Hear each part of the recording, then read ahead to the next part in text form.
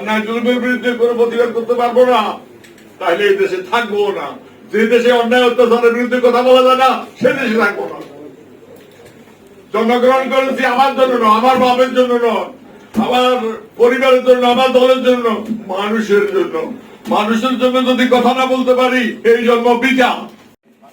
যারা দর্শন নিয়ে আলোচনা করে, যারা অন্যায়ের বিরুদ্ধে প্রতিবাদ করে, যারা মিথ্যার বিরুদ্ধে প্রতিবাদ করে, যারা জুলুম নির্যাতনের বিরুদ্ধে কথা বলে, তাদের বাংলাদেশে বাস করা সম্ভব নয়। হারাম হয়ে গেছে বাংলাদেশে বাস করা।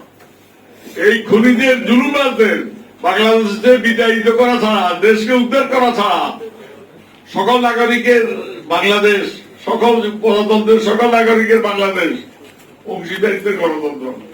এরা যারা অন্যায়ের বিরুদ্ধে কথা বলে, তাদের রাজনীতি করতে দেবে না।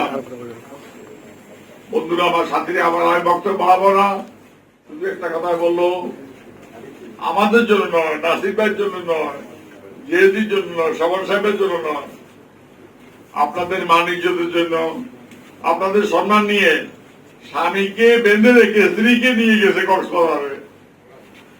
একটা বাচ্চা শিশু বলতেছে আমি ভাত খাবো না, পুলিশ তাকে ধরে নিয়ে যাচ্ছে। ভাত খাবে না কেন? একটা 17 বছরের মেয়ে ভারতে ধরা পড়েছে,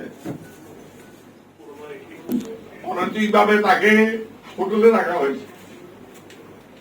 কি বলবো, কোনটা বলবো? এমন কোন দিন আছে মেয়েদের উপর অত্যাচার হয় না, নারী নির্যাতন হয় না, পাশবিক অত্যাচার হয় না, জুলুম, খুন, অন্যায়, বেবিচার? উপজেলা নির্বাচন কেমনে করবে? একজন প্রার্থী এখন আইসিইউতে আছে, দুলাল বগুড়া। ছাত্রলীগ, আওয়ামী লীগ, কিশোর লীগ, কি লীগ, সব লীগ মিলে তাকে মেরে ফেলার চেষ্টা করেছে। এইটা জালিমের দেশ, জুলুমের দেশ। আপনারা কি মুক্তিযুদ্ধ করেছি নাসির ভাই? আমরা মুক্তিযুদ্ধ করেছি, আমরা মুক্তিযোদ্ধা। এই জন্য অন্যায় জুলুমের বিরুদ্ধে কোনো প্রতিবাদ করতে পারবো না, তাহলে এই দেশে থাকবো না। যে দেশে অন্যায় অত্যাচারের বিরুদ্ধে কথা বলা যায় না, সে দেশে থাকবো না। জন্মগ্রহণ করেছি আমার জন্য নয়, আমার বাপের জন্য নয়, আমার পরিবারের জন্য, আমার দলের জন্য, মানুষের জন্য। মানুষের জন্য যদি কথা না বলতে পারি, এই জন্ম বৃথা। আগে শুনতাম মগের মুল্লুক, এখন তো মগেরা অনেক ভালো আছে। তারা নাম পরিবর্তন করেছে, মায়ানমার করেছে মগের পরিবর্তন। বন্ধুরা, আমার সাথে আমার কষ্ট সহ্য হয় না, কথা বলতে পারি না,